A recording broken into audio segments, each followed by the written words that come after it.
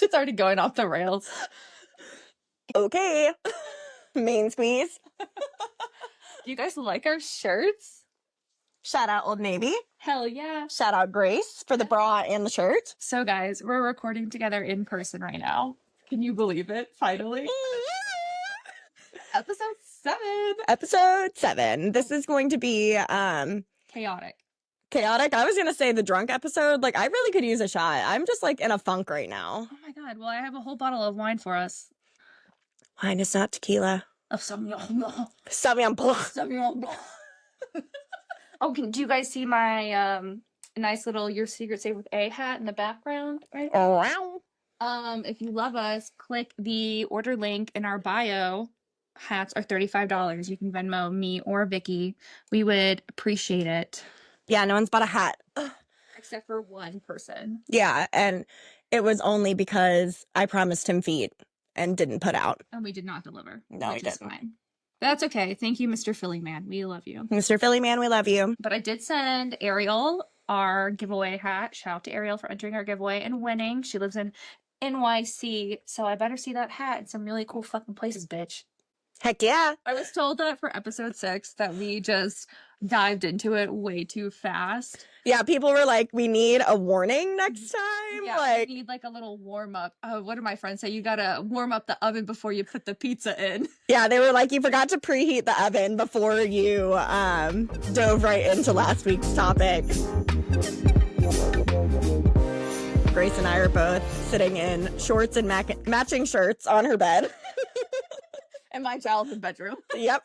I have more windows in this bedroom, although the closet sucks more because my old bedroom, I had a walk-in closet, and this one is not a walk-in closet, and my clothes are overflowing in there. Yeah, well, good thing you don't really live here. True. I'm literally never here. And, you know, since I'm moving away in September anyways, so. Yeah, Grace is moving to a state that will not be named, but it starts with a W. So it's about 2 guesses. She's going to Wyoming. Oh, wait, 3. Wait, what were you thinking of? I was like Washington, Wisconsin, and you said Wyoming. I was like, right, 3 states, 3. Didn't pay attention enough in fucking geography. Dad, I didn't even think of Washington. My bad. Ooh, whoops. And then when I first said 2 states, I don't know why, but in my brain I was like, Alaska. It might as well be Alaska if we're being real. Oh, I know. They're all very far away from you, and I'm sorry. We have we have no agenda for this episode. We just were so excited that we were going to be in person. Oh, before we did this, we went to lunch with our moms for Vikki's mom's birthday. Once again, shout out to Sandy. Happy birthday. Happy 70th, Mom. We love you so much. You can't watch the podcast. Even though you said you were going to, and we said no.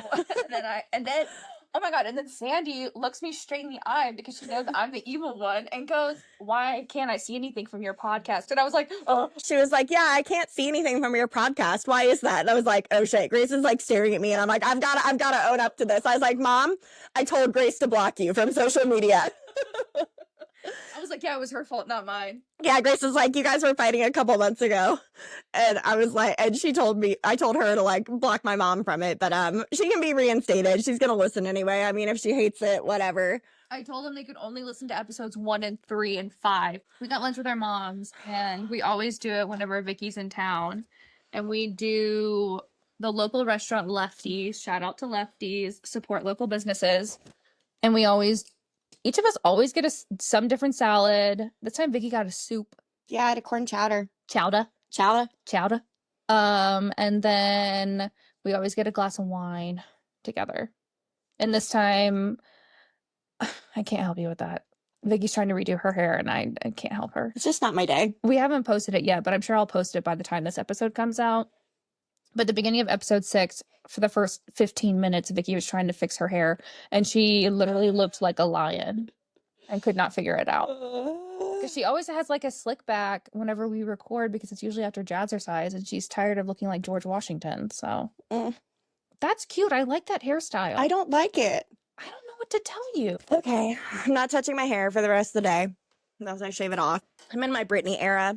I had like a freak out before work one day when I lived in Charleston, and I had fried all my hair off because I had a terrible hairdresser in fuck that salon. I won't name them, but fuck that salon. And I was looking at myself in the mirror holding a razor in my hand, and I legit almost shaved my head. Honestly, I feel like you could pull it off. I mean, the alternative and like the nose ring and like, I see it. Mm-hmm. I see it. I would just get really into wigs, I guess. Do you wear wigs? You know what I mean? You don't get that reference, but it's okay. If you watch Lord of the Rings, you know that reference. I watch Lord of the Rings. That's right. Right. We're supposed to be okay. It keeps putting you in my screen. Get the fuck out of my screen. I don't even mean to. Your camera just loves me. I am the star. I'm just kidding. She is me. Someone said a tattoo tour, in which each of our tattoos mean. Okay. Another podcast, shout out to the Dirt Drive. They said in-person episodes are the best. I bet you guys will go for 2 hours. Which is funny because we go for like 2 to 2.5 when we're just online yapping. So I don't know how long this one's gonna go. And then another person, shout out to Green. He said all of it in all caps, which I don't know what that means. All of it. All of it. So first ever tattoo, obviously 3 dots. What do the 3 dots mean, Grace? So the 3 dots are Vikki, Adrian, and Grace. And all 3 of us have one. Mm-hmm. And like we've said before, when we would get mad at each other, we would just like cross out one of the dots. And then my next tattoo was right on my right wrist. I got it after I joined the army. It means battles, battles. Real, yeah, you know, shout out to the 2 girls I got it with. And then What is it? Battle buddies? Yeah. I think I got this one next on the side of my arm. Anam Kara means soul sisters in Gaelic. Got it with my friend Hannah, my old roomie. Shout out to Hanny Band Nanny. And then I got a spine tattoo. It's my last name in Morse code. Another matching tattoo with Vikki, which we've talked about. Says, "Honey, I love you." That's all she wrote with Adrian's initials. And then the day she passed away. Hmm. And then it's my ghost right here. If you can see it. I get compliments on it in the gym all the time. And fun fact, Vikki and I were drunk at brunch. Mm-hmm. She needed to get one of her tattoos touched up. Yep. And I wanted another tattoo because I was newly single. Yep. Yep. And she was like, "Oh, well, there's like a tattoo shop like down the block." I said, shout out Classic Tattoo. Shout out Nick Barnett. I remember we walked into the tattoo parlor. He was like, "Oh, I hope we get the hot tattoo artist." And then he was like, "Oh, you two can come back." And we're both like, and as I'm getting it done, he's like, "Oh, like, why the ghost tattoo?" And I was like, "Oh, you know." And like before I could finish answering, Vikki goes, "Because she ghosts every guy that she fucks." And I was like, "Okay, thank you for answering for me." And I was like, "Yeah."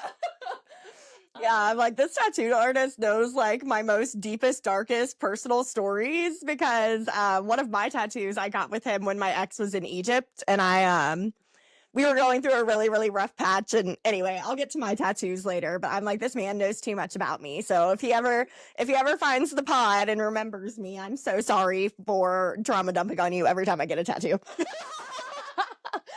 And then my next tattoo was right here on my like lower forearm underneath my elbow, whatever. It says Isakata, which means cheers in Lithuanian because I am Lithuanian.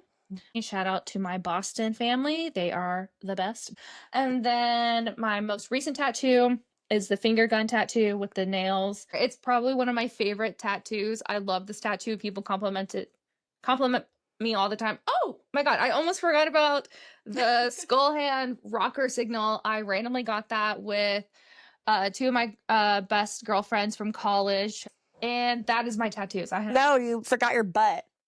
Oh. I have a lot more tattoos than I remember. How many tattoos total do you have? Let me tell the butt story and then I'll count. And then this is my last tattoo.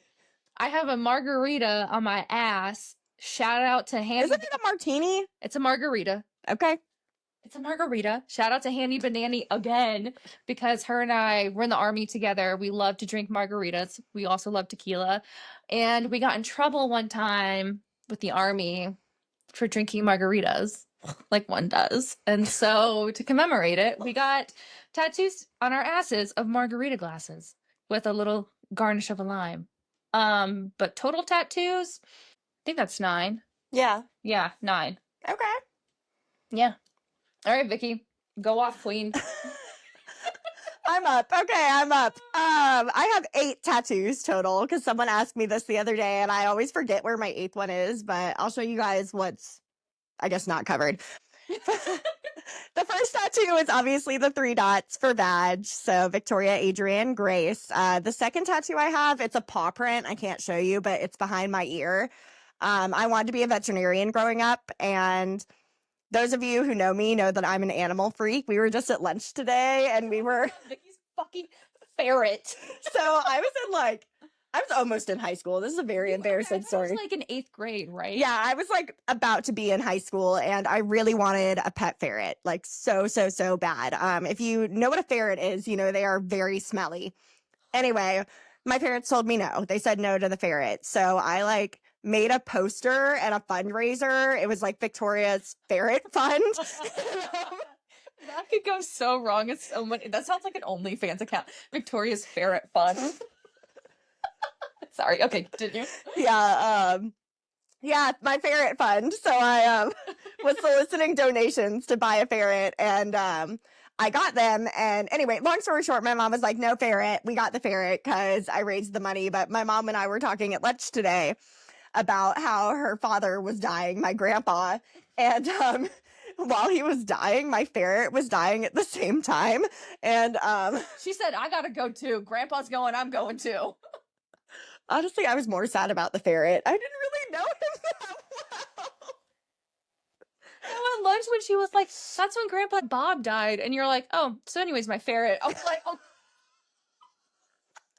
Hey, I worked hard for that damn ferret. But the point of the story is I wanted to be a veterinarian and I worked at a kennel for a very long time. So I've got a paw print behind my ear.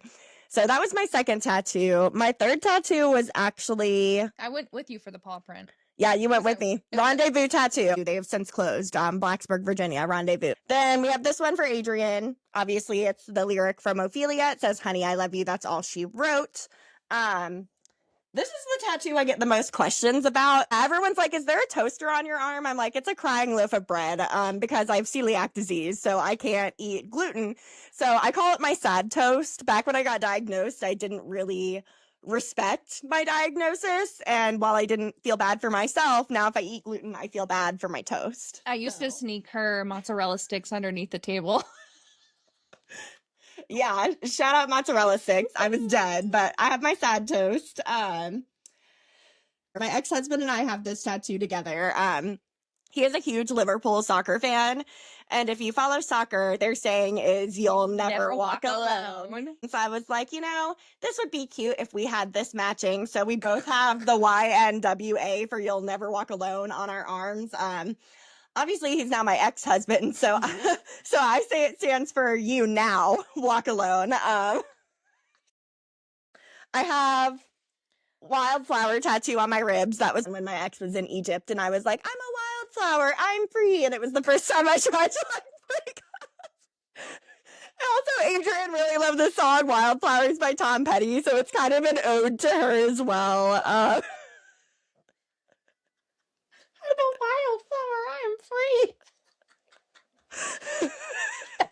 I remember when you got that and you're like, I'm skipping work and I'm getting a tattoo. I was like, okay, it's fine. Good for you. I have chaos tattooed on the back of my arm. Self-explanatory. Sometimes I forget about that too because that tattoo because it's behind me. So I like to say the chaos is behind me. But ooh, I like that. Isn't it like the chaos is behind me, right? I feel so, like, especially with your new era in 2025. Yeah, my new era, my new boyfriend. The chaos is behind me. Yeah. It's in the past. Cheers. You already finished my wine. You want to get me more? Okay. And then my most recent tattoo, I actually got it around the time I decided to get a divorce. It's for self-love. It's a tattoo design I'd been looking at for a while. But it's like, I don't know if you can see it. It's a face and she's like looking into like the flowers, and it's about, self-love, caring for yourself, putting yourself first. And that's really what I decided to do May of last year. So I would say that's probably my favorite tattoo.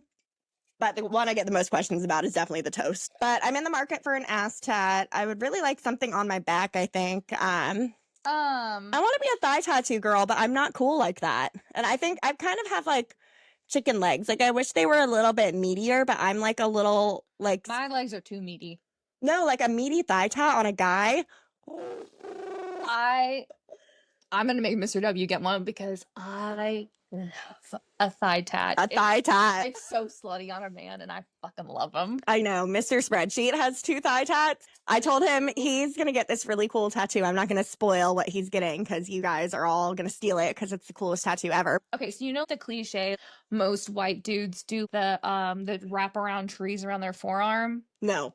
Okay, well it's like a big thing with like military dudes, white dudes just in No wonder I don't fucking know it. I didn't have a problem. I had a problem with military men once upon a time in my life. Anyways, and he told me that's what he wanted to get.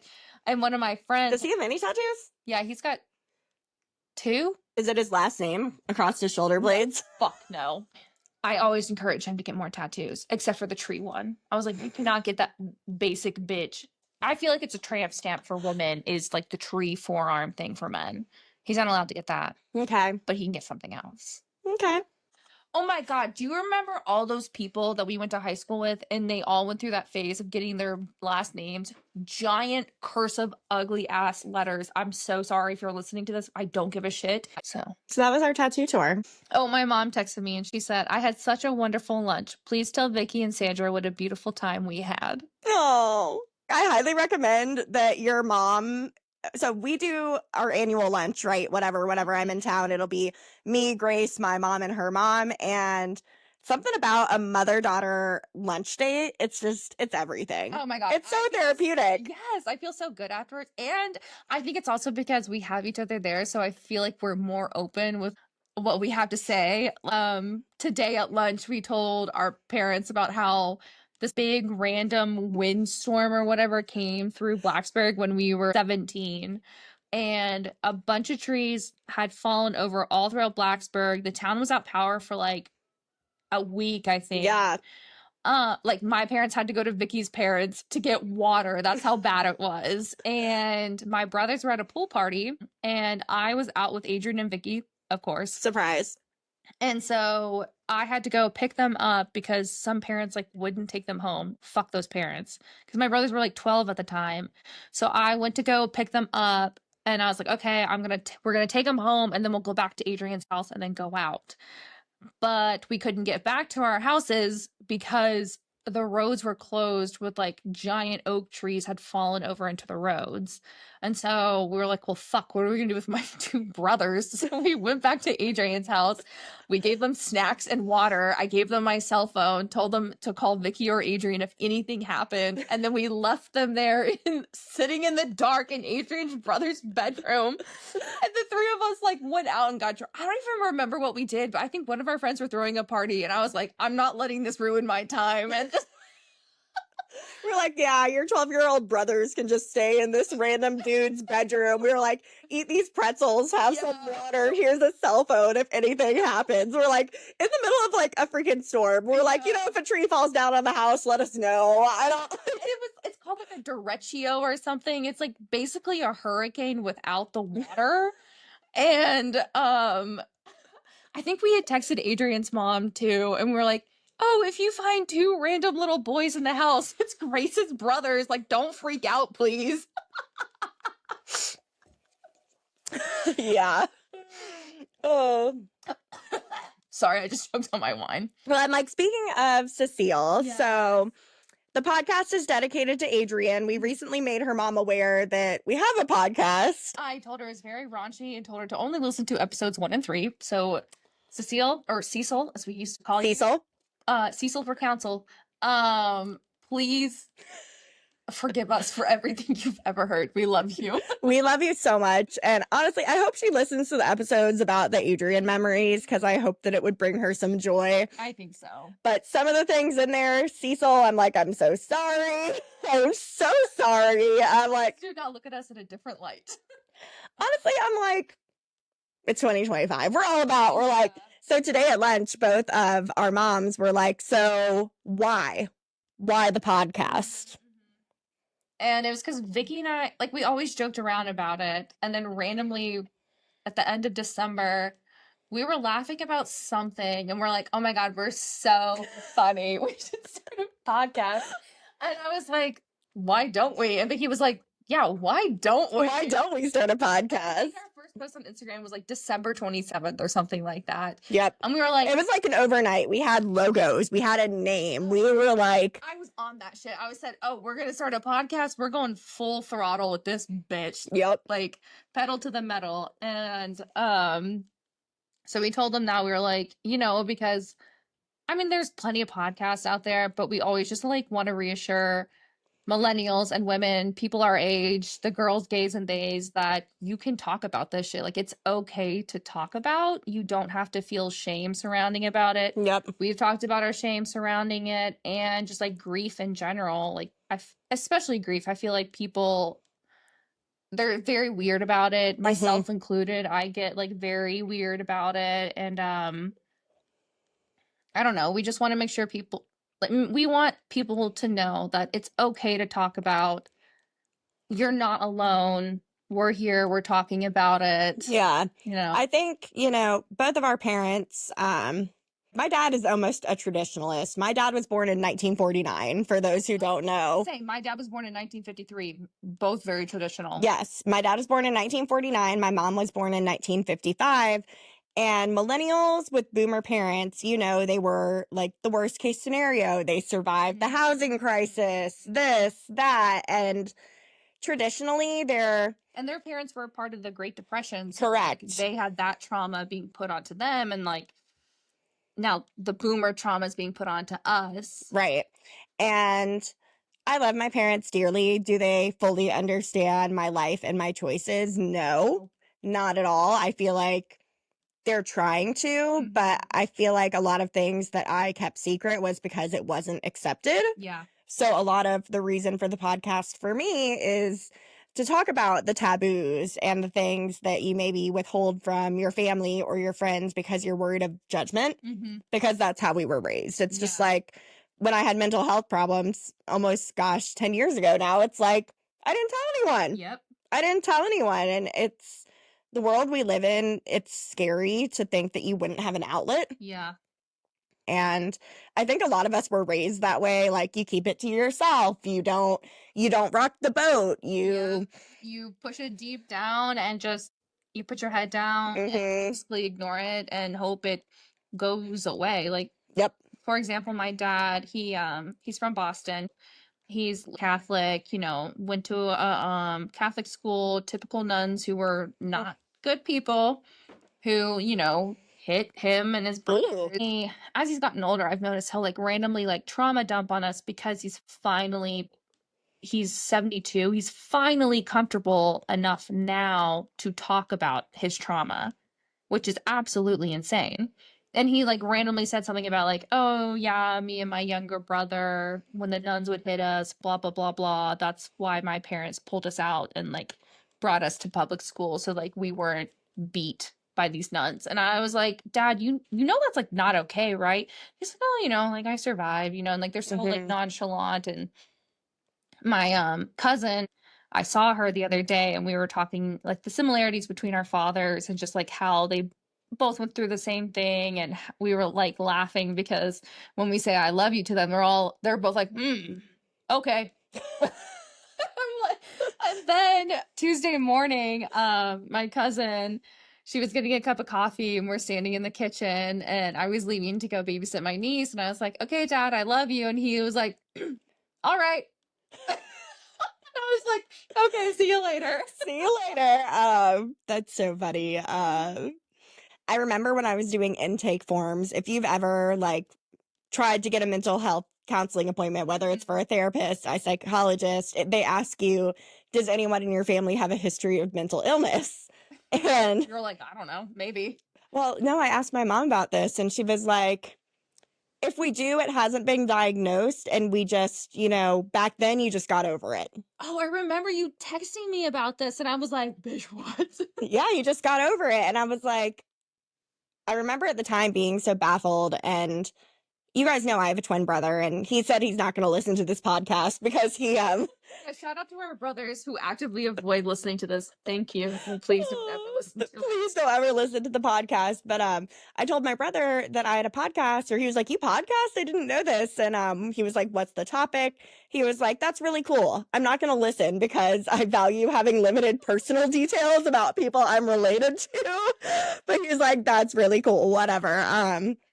But no, my brother's had his own struggles with mental health, and it's something that the two of us can connect on because I feel like it's something my family doesn't quite understand. Yeah. But I remember like when I told my mom about my suicide attempt, it was startling to them because in their eyes, I'm the person that has it together. I'm happy. I would never be the person that would have any sort of mental health or internal struggle. And I remember being really angry, like very, very angry at the time because it was shocking to me that they didn't pick up on the signs. They didn't pick up on the signs, but also that they know my twin brother has mental health issues and they accept that and understand it for him. But when it comes to me, it was like a different standard that Victoria couldn't have these same issues. And I remember being really angry, and I'm like, how can you acknowledge and understand this for one twin, but not for the other? Just because, he's had a history of this in the past. I'm like, why is it so shocking that one twin could have this and that the other also has it, but you don't accept it? Yep. Well, it's like they always say, like, people who unfortunately feel like they have to go through with like unaliving themselves, they always say it's like, oh, it's the brightest person in the room, or it's a person you would never. She lit up the room. Yeah. Do I light up the room? Hell yeah. You light up my room. Yeah. You are my main squeeze. Anyways, let me get back to this deep dark shit. Sorry. No, but like they always talk about how like always check on your friends, always check in on your family and your loved ones, because if they don't talk to you about it, you really never know what someone goes through. And it's like for example, the actor Robin Williams. If you're a millennial, you know the Robin Williams suicide to the core. Yes, like he was an amazing actor, an amazing comedian, always happy, wanted to always make people laugh, always wanted to make people feel good. But yeah, he was depressed, and like it's just sometimes that is just how people are because they feel sad. So they want to make other people happy in hopes that it makes them happy. But yeah, just always checking on your friends and family. Sometimes it's the happiest person you know that is struggling the most. So there's a video and photo of us on our Instagram, like tag teaming this turkey leg. And no, I still dream about that turkey leg. That shit was I bet that turkey leg is dreaming about us too. Honestly, the turkey leg is dreaming about us too. Never forget how the people we went to the game, like the next day, they were like, my sister watched you guys down that turkey leg and was super impressed, and she was like, it was halftime, and then you guys disappeared, and it was just like the carcass of turkey leg sitting in your seats. Yeah, he was like, I've never seen someone like strip a turkey leg down to its bone the way that Grace and I did, and we were so drunk. Oh, just like we had been pre-gaming since like 8 a.m. Oh yeah. But anyway, it was halftime, and we were like, "Do you want to stay?" And she was like, "No." I was like, "Me either." So we Ubered home with plans to nap and go back out, and instead we coma napped in Grace's bed for like 8 hours. Yep. 8 hours. We like randomly finally rolled over and we're like, oh, what time is it? It's like pitch black outside. It's like 7 p.m. We're like, oh. We're like, we should let's sleep a little bit more, set an alarm, go out. The alarm went off, and I'm like, I'm not moving. I was like, I'm not moving either. So we got up, and I was like taking Vikki home. I was like, do you want a Coca-Cola? She's like, yeah. I would love a Coca-Cola. So we went to Food Line and got Coca-Colas. Went home with Food line. Yeah, the fact that we didn't even have Coca-Colas, we like woke up from an 8-hour coma nap after downing a turkey leg for you to get up to drive me home. On the way home, we were like, you know what? Let's bypass the house and go get Coca-Colas because that's. to go into town, drive past Vicky's house just to get these goddamn Cokes, but They hit. they hit so And good. not only, it wasn't like we just got 2 like little bottles of Coke. We got a case because Grace was like, I'm gonna keep this Coke. Fuck yeah. Which, speaking of, Coca-Colas are the best goddamn hangover. Diet Coke. I'm on a Diet Coke train. Diet Coke's great. I switched. I just like, there's like the aftertaste for it is like not it for me. Mm. But the best is a McDonald's Coca-Cola the morning after drinking. That shit is spicy and it cures all. But one time I was visiting Vicky in Nashville. We were super hungover the next day, and I was like, I thought I saw like soda in her fridge. So I go in there. This bitch has Diet Pepsi.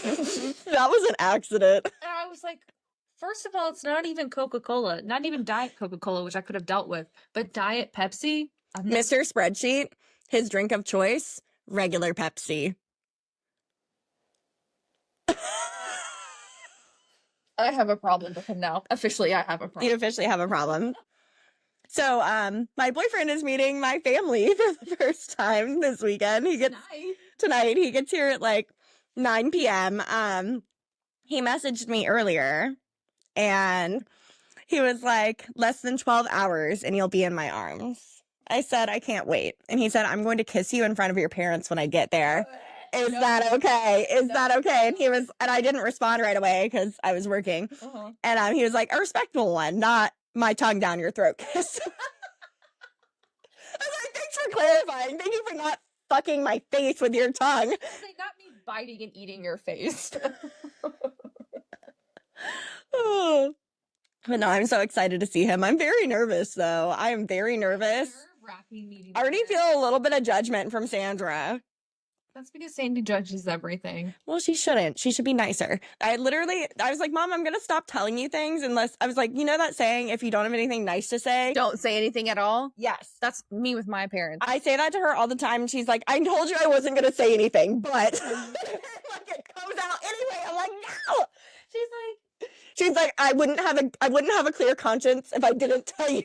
She's like, I would never do this, but if someone were to do this or say something, this is what I would say. The way you crack your elbows, I don't think I've ever cracked my elbow. Extended, so sorry in advance if anyone sees this. It's so funny because we've been best friends for like 15 years, but still seeing that freaks me the fuck out. The way you just did that with your, ew, God, you're like a little Cirque du Soleil freak. I don't like that. I'm so sorry. Shout out to my mom because this bitch got a bottle of tequila.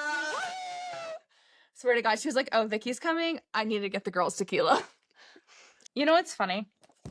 As we're sitting here in my bed in my childhood house, I feel like we're back in high school again, getting drunk in my bedroom. You can't take without me, like I know you always try to. The way you're breathing right now is already making my mouth water. I don't like it.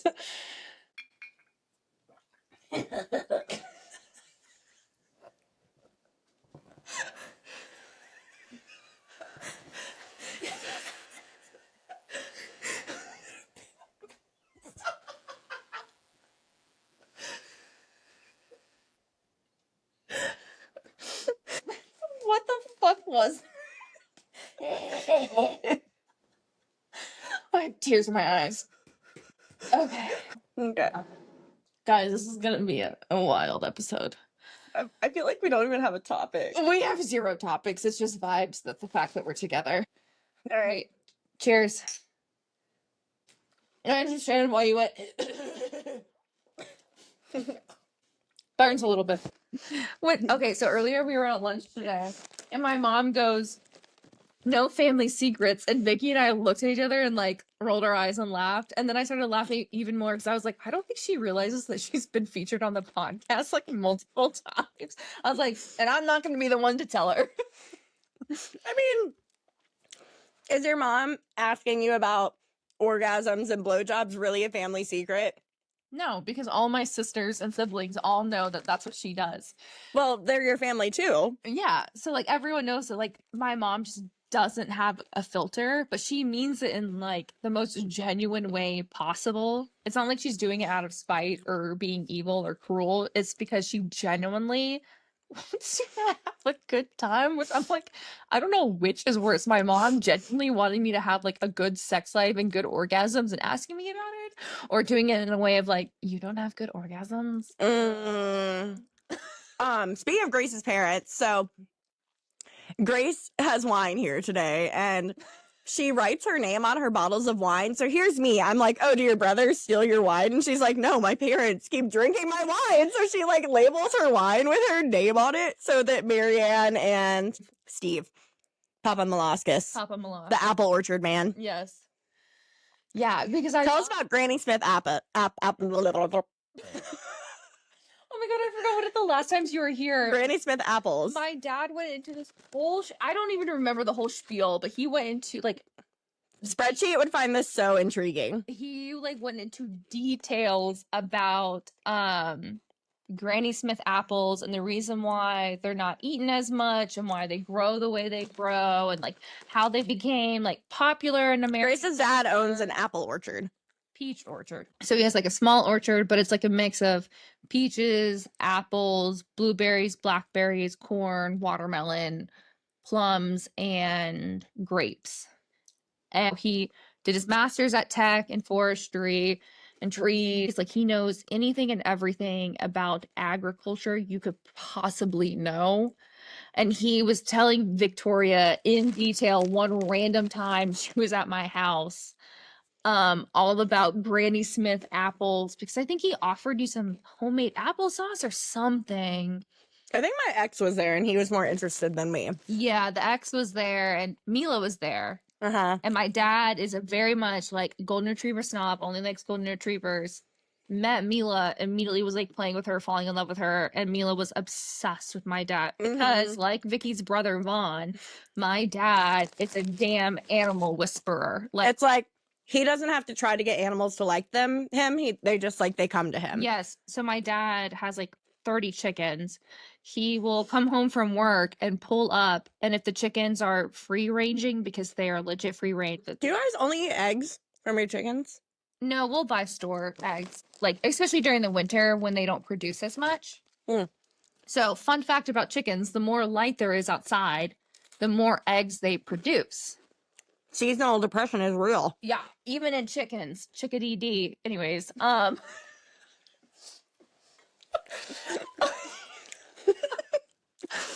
so like my dad roll up from work and if the chickens are out, they will flock to his truck and they will be like until he gets out of his truck and then he like pets them, and then randomly a rooster showed up in our flock and he was like, I only have like 2 roosters, and he's like, I don't know where this rooster came from. Turns out a neighbor of ours dropped off their rooster at our flock because they didn't want to deal with him anymore. I mean, honestly, that makes sense. And my dad was like, I can't even be mad because I've done that to other farmers in Blacksburg. I was like, okay, well, there you go. Honestly, I should join the circus with my hyperextended elbows and my balancing act. You can be like a little weird Cirque du Soleil. I want to like flip this and like catch it on my head again. Oh, like how dogs can do on their with their noses. treats, or they like like. I will say don't break that because it's my mom's new wine glasses for Christmas. Merry Christmas. They're from like William and Sonoma, so those shits were expensive. Yeah, you gave me a nice wine glass. You have a lot of faith. They were at the front of the cabinet, so I just chose to. I didn't feel like searching. Like no one submitted any podcast advice. Like, I guess none of you guys want to hear us talk is really what I'm getting at. Is what I'm understanding is that you fucking hate us. Right. As being a middle child of 11, as a baby girl, I was like kept from a lot of shit. I did get favoritism compared to like my older siblings and my older sisters. I will admit to that.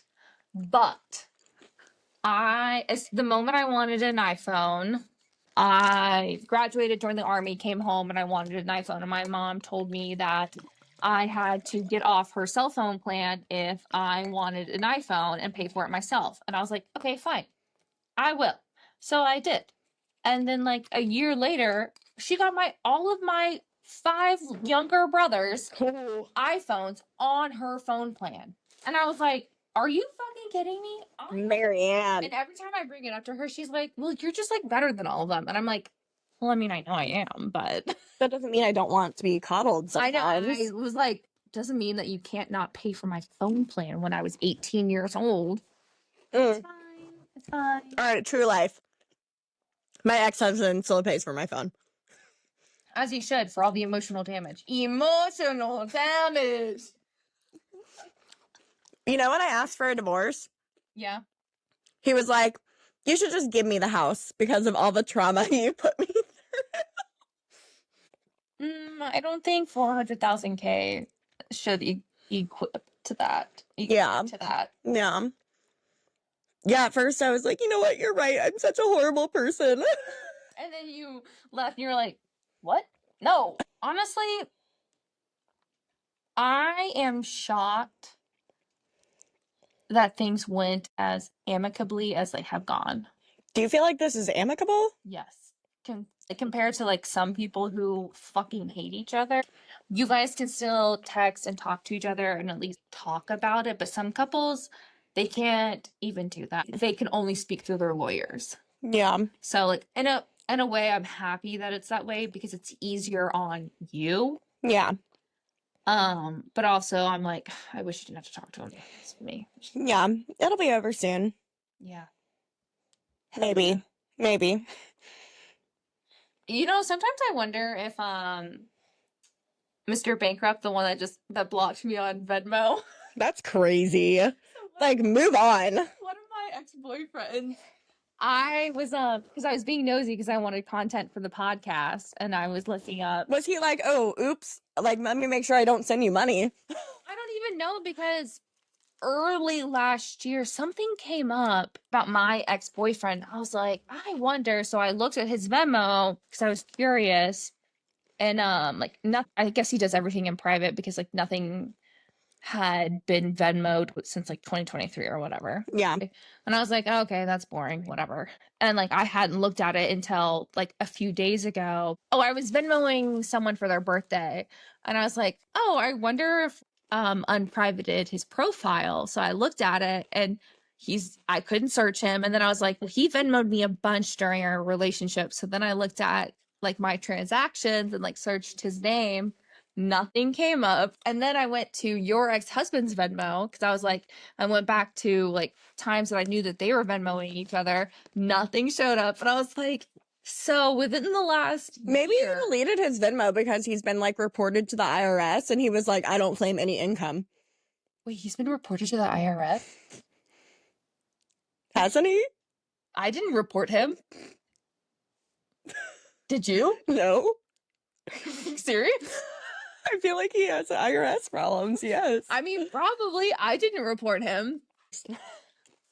I wanted to report him so many times, and the only saving grace that he had was because you were involved because you were married into the problem. God. So I was with 3 of my brothers this past weekend. Do you think the whole episode they're just going to hear me crunching chips? Absolutely, 100%. I'm so sorry if you hear Vikki tom. Anyways, so this past weekend, I visited one of my older brothers, and my brain was elsewhere because I was just thinking about like seeing my family, seeing Mr. W, all of that. I forgot my suitcase at my house, which is 6 hours away from my brother's house. Didn't realize it until I was basically at my brother's house, and I was like, oh, sick. Cool. So then I called my little brother that I live with, and I said, hey, is my suitcase there? And he's like, yeah, I'm currently staring at it in your room. I was like, all right, sick. What are the odds of you coming to our brother's house this weekend? He's like, well, like, I've been thinking about it, maybe. And I was like, okay, well, like, one of our other brothers is going to be there, plus Mr. W, who he's met multiple times before. And he's like, oh, maybe. He's like, I have a soccer game tonight. Like, I wouldn't be able to come until after that. Mm-hmm. I was like, okay, like, let me know your decision. We hang up. It's like an hour later. And I was like, no, I need him to bring my suitcase. So I texted him. I said, I will pay for all your gas. And he was like, oh, sick. That would be awesome. And I said, okay, so are you going to come? He's like, yeah, I'll be there at 4 a.m. So he drives through the night, Friday night, gets there at like 4 or 5 a.m. The boys have a tea time of 8 a.m. He gets up at 8 a.m. and goes and plays golf for like, I don't know, 5 hours. And I was like, God bless my little brother and bringing me my fucking suitcase. So then my other little brother that was there, we all like went to dinner. My sister-in-law brought her friend out, and then we went to a bar afterwards. Like, we're all drinking, we're having fun, it's great. And at one point, my little brother and my sister-in-law's friend are up at the bar. They had been like kind of flirting throughout the night, and like we were all egging it on. Like, that's just how we are as siblings.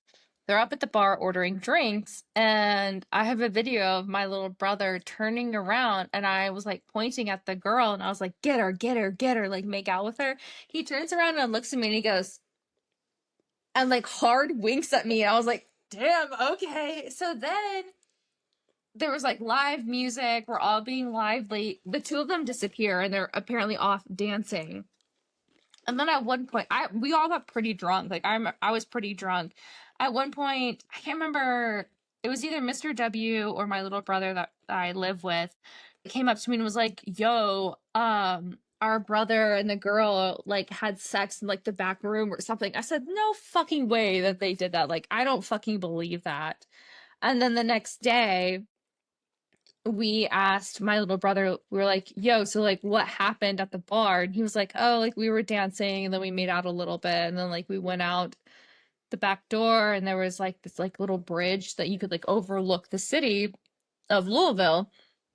And then we were dancing on that and then we were like making out more or whatever. And he was just like so smug and charismatic about it. And I was like, I hate listening to this, but at the same time, I'm so proud of you for being like a little ladies' man.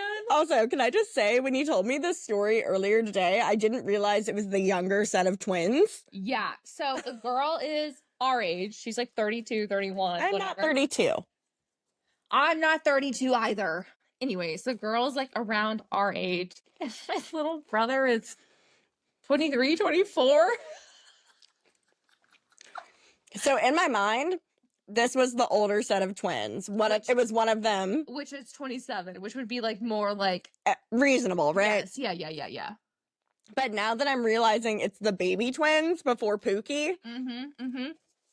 That's what I'm telling you. Like, I love my brothers and I love going out with them because they're so fun.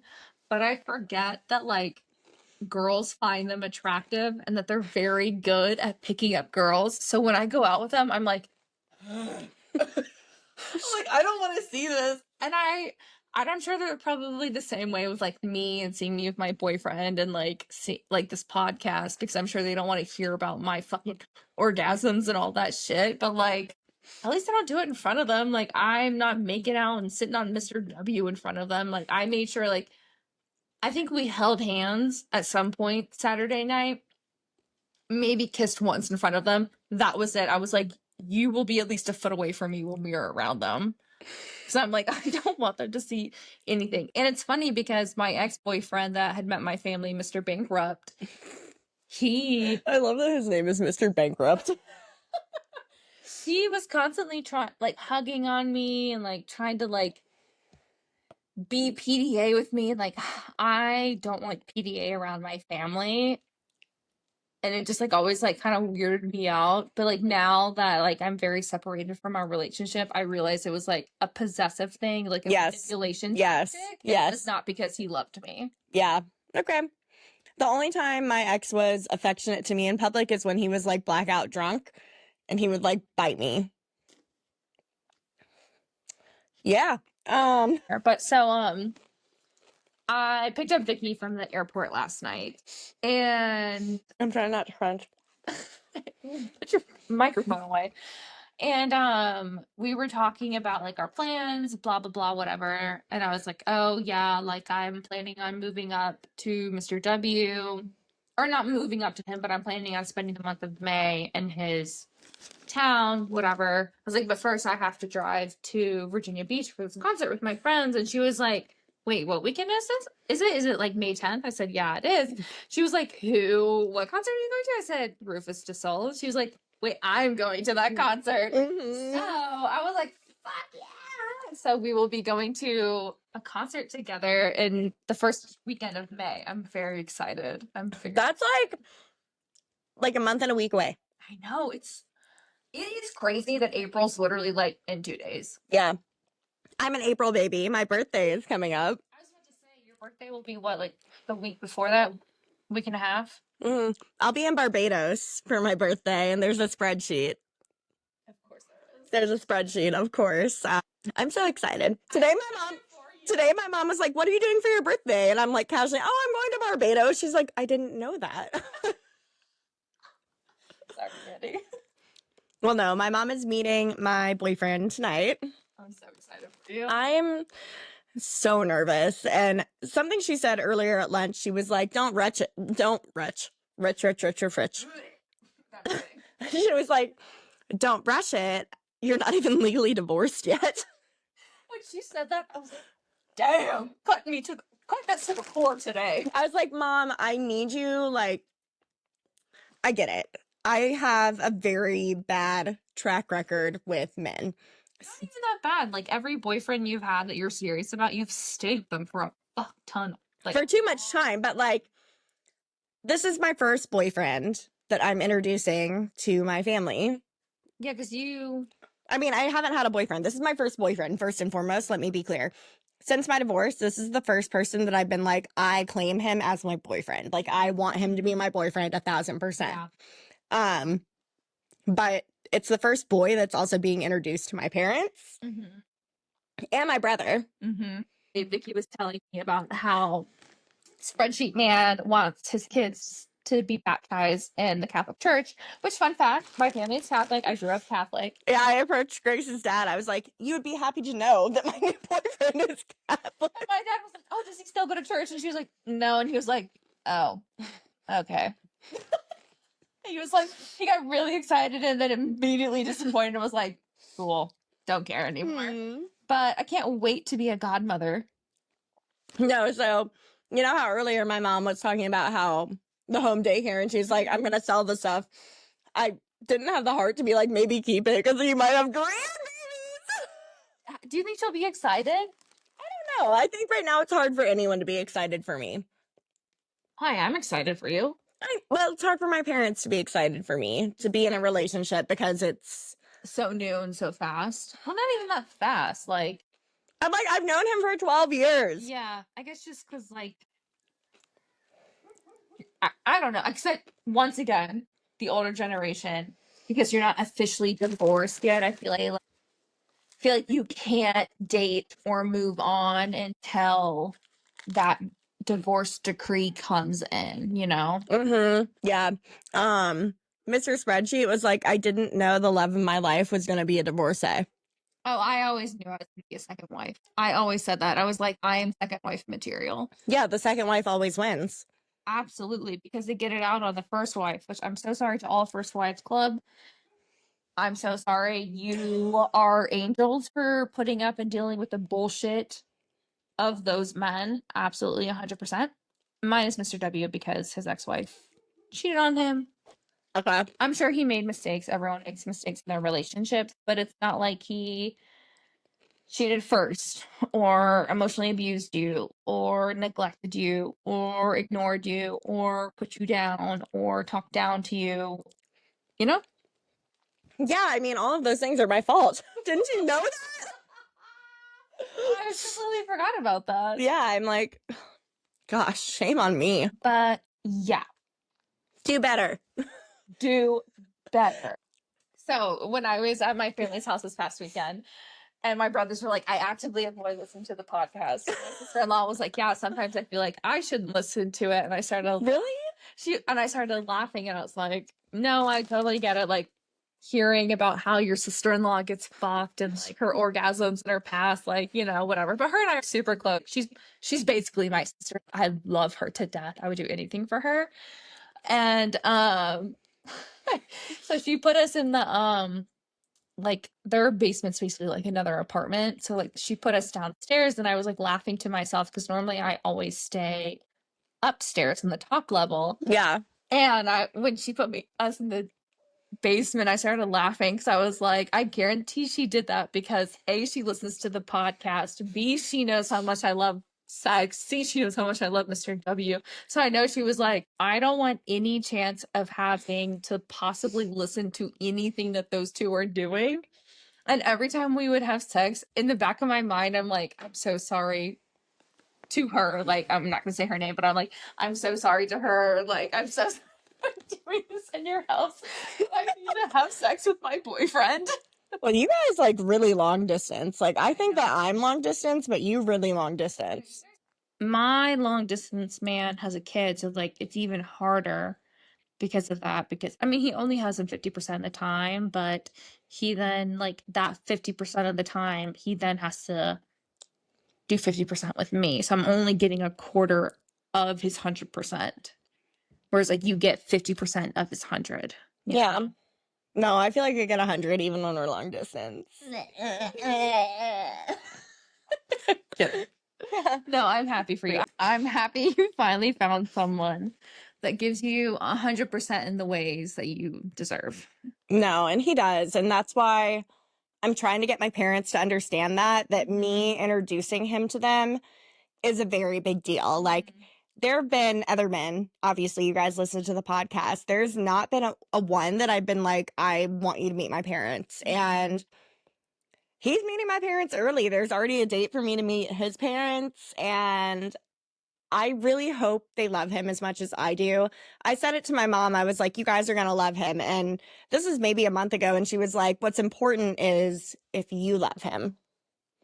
See, every now and then she says something like that. And I'm like, okay, you're a pretty good person. You understand. You understand and you love me. And then today she's like, but don't rush it.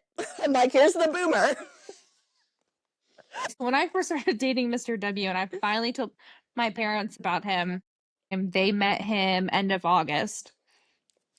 And then, like a month or two later, my mom is trying to set me up with some random man because she met his best friend at a wine night at their local favorite wine store. And the couple had just moved there. So my mom's yapping away. And she's like, I have a single daughter. And no, literally, she's like, oh my God, I have a single daughter. And then people are like, oh, we have a single friend. And my mom is like sending the girl pictures of me, all about me. They're sending stuff back to her about him. Then my mom sending it to me. I was like, Mom, I am very happy with my boyfriend. Like, I love him. I don't need that. And what did she say? She was like, yeah, well, like, what about the distance? And like, he's so far away and like, it's cold. And I was like, okay. And then the person she was like trying to like introduce me to, they lived in DC. And I was like, okay, well, I never want to move to DC. And she's like, yeah, well, like maybe they'll move to South Carolina for you. And I'm like, why are you putting all these hypotheticals in? I don't want to meet this man. I don't want to know this man. Like, I'm very happy in my relationship. And then I guess like 3 weeks after that, I was eating dinner with my parents, and my mom brought up Mr. W. And then my dad was like, oh, yeah, how's your like kind of boyfriend doing? And I like kind of lost it on him. I said, there is no kinda.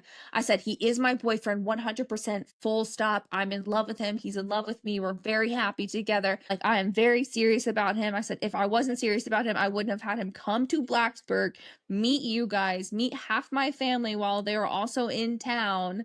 And they were like, oh, like we didn't think you were that serious about him. I said, no, I'm very serious about it's really hard to reset those expectations with your family when they've seen you be unserious with people. Yes. Mm-hmm. And that's what I'm finding out. It's like I've been so unserious since my divorce that now that I have someone serious, it's like they almost don't want to get their hopes up. Yep. And it's like their way to protect or whatever. And they also, you know, just saw what I went through. So they're also, it's like a way for them to protect me. And I'm trying not to be upset about it. Yeah. But the way that you reacted is kind of what I'm worried Yeah. will happen this weekend. And I'm trying to make sure that I remain level and understanding. And just because they don't fully understand that I love this person, they're not in my life, they're not in my relationship, and they have to accept him in their own time, in their own way. And I'm trying to be okay with that.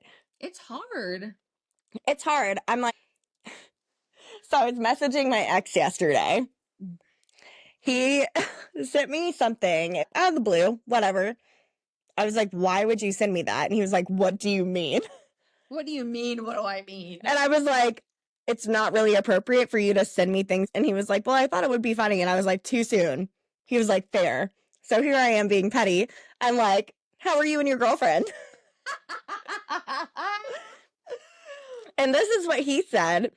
He's like, and I say girlfriend, I used her name because I know, whatever, She was dating one of the ex-husband's friends and was always very flirtatious.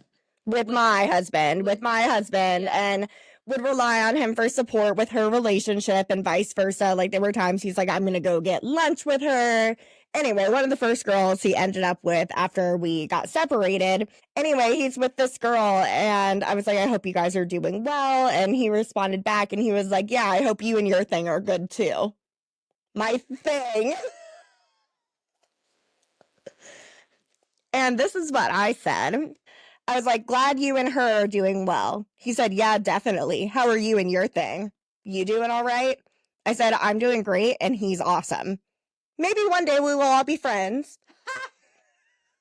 I was a little petty and a little drunk yesterday.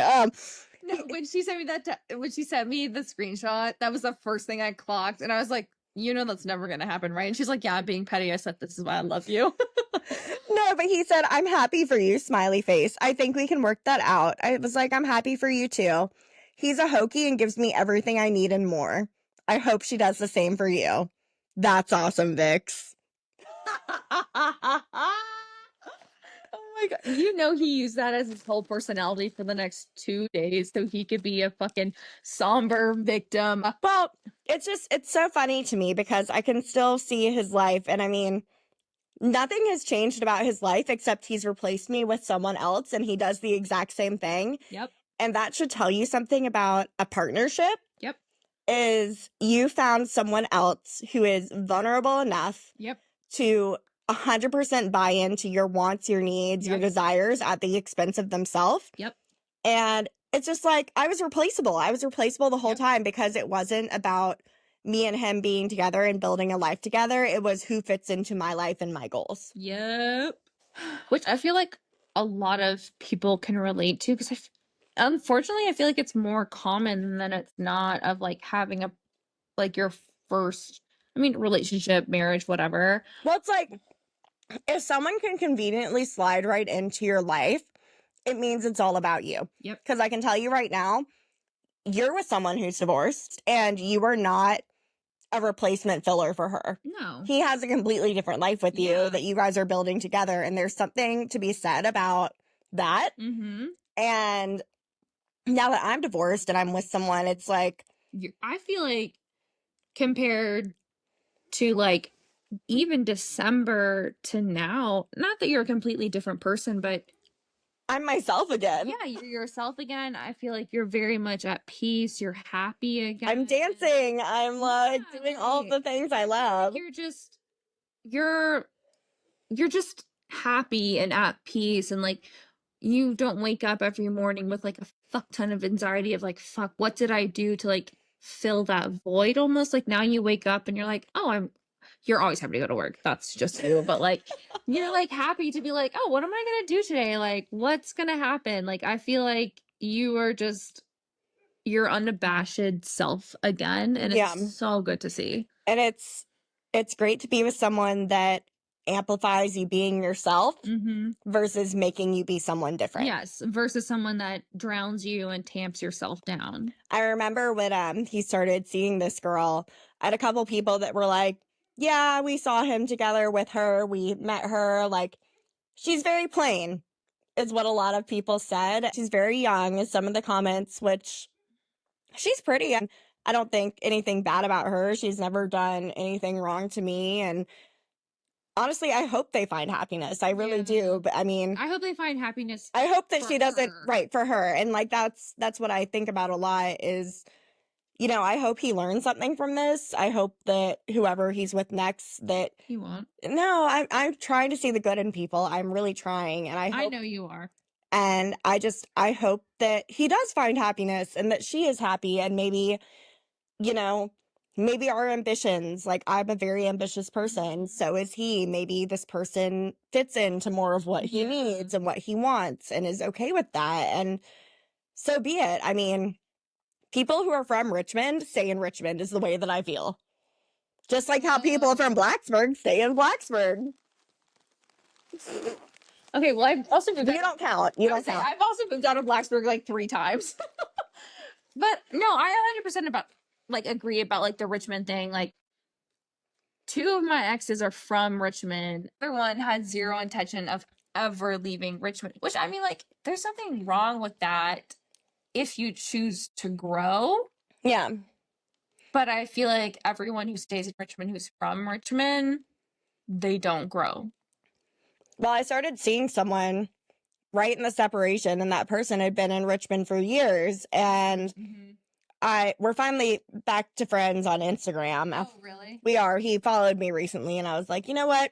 I'll accept this. Yeah. Whatever. He does the same thing every single night, and that's like what I see. Like the same 3 bars, and just gets Every night. It's a trend, and it's all he does, and like anything I see from my ex now, it's like he's living the same exact life as when I was with him. It's like not a single thing in his life has changed. He still stays in the same house.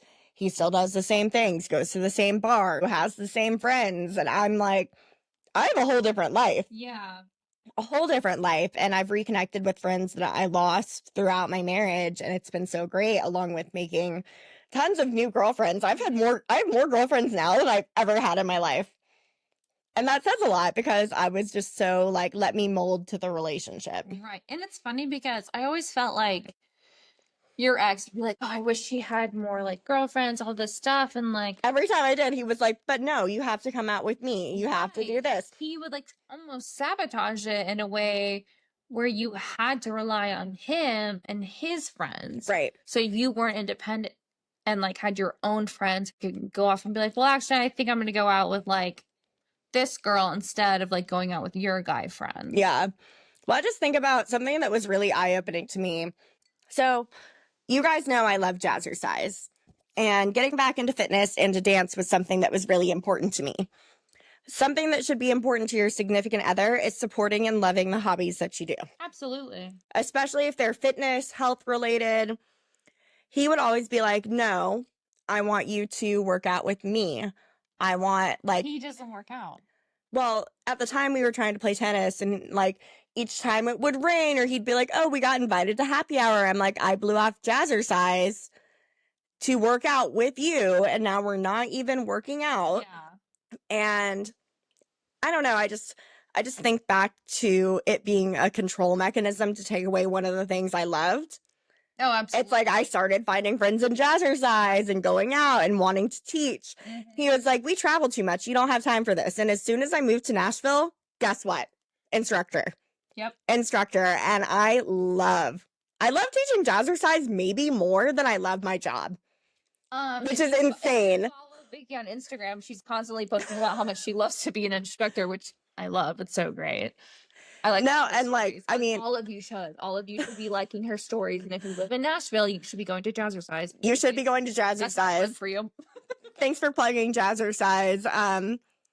No, I just like I always said that nothing would fulfill me as much as my job would, and I absolutely love my job, but teaching jazzercise has brought something out in me that I've lost.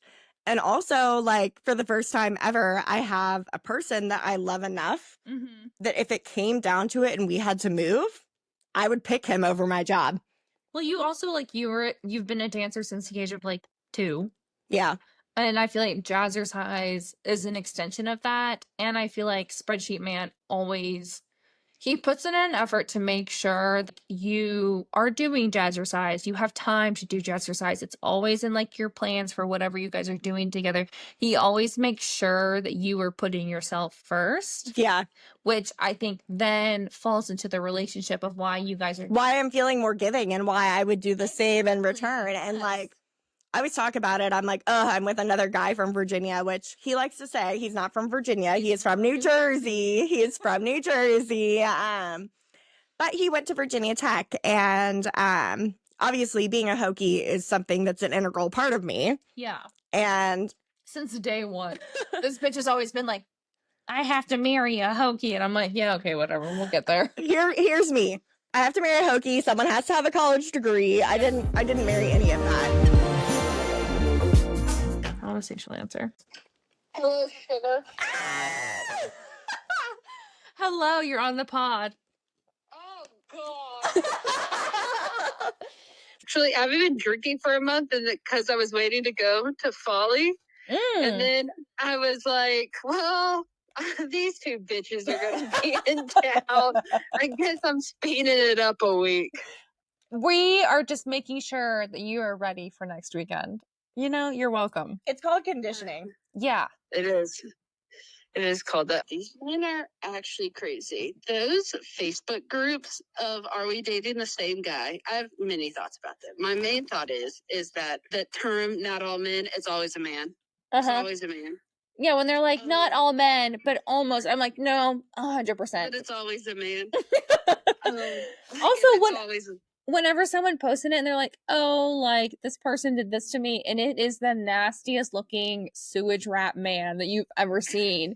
And you're like, why the fuck? How did the fuck did this man? And it's like the hottest girl ever posted about it. And I'm like, how the fuck did this man do this? I saw it yesterday. This one girl posted in the Atlanta one, and they were like, she was like, yeah, he gave me chlamydia twice, and I know I should have left. I'm like, you are a dumb bitch. Like, what? Yeah, I was just like, you are stupid. And then my favorite is like, does this belong to anybody? It's like this fucking 65-year-old man with nose hairs coming out, and I'm like, always want to put, no, babe, all yours. No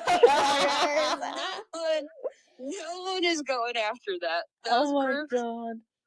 And then some are just like, they don't know the definition of dating. Yeah. And so like this one girl will be like, oh, I have a first date. And then this other girl was like, oh, we had our second date the other night. It was really nice, but I don't know where I'm going with it. And she's like, what? You're dating him too? And she was like, we literally both found him on Hinge.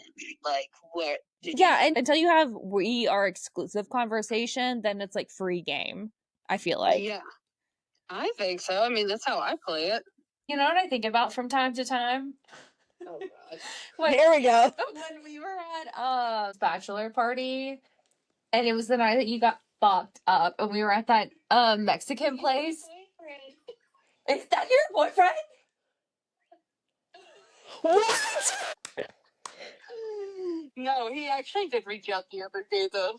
Oh my God, you fucking bitch. No, but I remember you're like, let me FaceTime him. No, but it always made me laugh because I was sitting next to you and you were fucked up and you were like, this is my petite prince. Do you want to see his dick? I was like, oh, okay. And then you FaceTimed him and he was like, yeah, here it is. And it was like a giant penis. And I was like, yeah, I understand why you're with this man. Oh my God, his penis is huge. I cannot believe you just trolled me saying that he was your boyfriend. I was about to freak the fuck out. No, I thought you were going to tell that story because Maggie says it all the time. She's like, oh, do you mean your boyfriend? I'm on with Grace and Vikki. Hey, y'all. Listen, we have 35 years of marriage coming up. Like, that's the part we're celebrating, right? She just said, yeah. Can I ask, what is the secret to 35 years of marriage? Yeah, what's the secret? Yeah, I'll say it. I said, tell us. What is it? Separation and communication. Interesting. Oh. Individual time, not like separation. No, let me explain. So separation and communication. The separation part, you have your friends, right? You have a good friend. And, and sometimes to the time that, there comes a time you got to get away, or a long weekend, whatever you like to do. You want to go to the beach, you want to go shopping, you want to fly somewhere, you and your friend or friends go do that. Okay. Mm-hmm. And then you come home, and then, it's vice versa. He does the same thing, and you got to communicate. You just have to talk. And no two people think alike. Yeah. No, yeah, totally. I always say, like, you can love someone so much, but you have to choose to like someone every day. 100%. And the thing that I would say about that is the more that you get to spend time with like your girlfriends, the more you will love him. Mm-hmm. And if your girlfriends love him, that's always a big plus. And all of my girlfriends honestly have always loved him. And my mom and dad. Yeah, I know. He's not for rent. I don't rent him out. But oh, you bought that house. My mom and dad love him. Oh. Yeah, so that's important too. Like, once somebody becomes a part of your family, like, he's just really jumped right in there with both feet. And that's really hard with my family because we're very loving and we spend a lot of time together. Mm-hmm. And he, like, kind of started saying, okay, cool. And we worked all the things that we've worked out, all the holidays. That's really important too. Yeah. I would say. Yeah. I love that so once much. you do that. And of course, we've always wanted to have babies. Mm-hmm. And we're so blessed to have such great kids. They are pretty great. They're both great. They are pretty great. They're both pretty great. And we made them, and I'm so proud of them. But yeah, come by whenever. I just need some hugs from you girls. We love you. Absolutely. We love you so much. I love you. So I guess we can sign off at this point. All right. So thanks for coming to Your Secret Safe with A. This was episode 7. Mm-hmm. There was no theme. The theme was us being together because it's a vibe. Vibes only. The theme was chaos. Right, Vikki? It's behind me. Chaos. Chaos. Please subscribe, like, rate us 5 stars on Spotify, Apple, YouTube, like us on Instagram and TikTok, which apparently is going away in like 10 days. I didn't know that, which I should. They've said that like for the last 6 months. Yeah, so I guess we'll see. But please like us, follow us, subscribe, rate us 5 stars because we love you and we love making this content for you. And yeah, get us big because Get us big. We want to make more merch for you. We love making merch. They're so fun. Oh, that reminds me. Buy a hat. Buy a hat so we can make shirts. Yes. Links are in our bio for buying a hat. Oh, scholarship. Yes.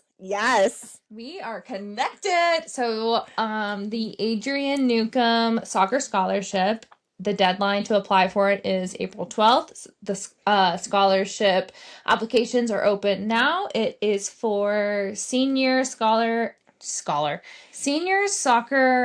girls who are going to college for soccer. Yep. They get a scholarship from that fund per semester, I believe. I don't know, but we will post about it. So please apply. Please donate.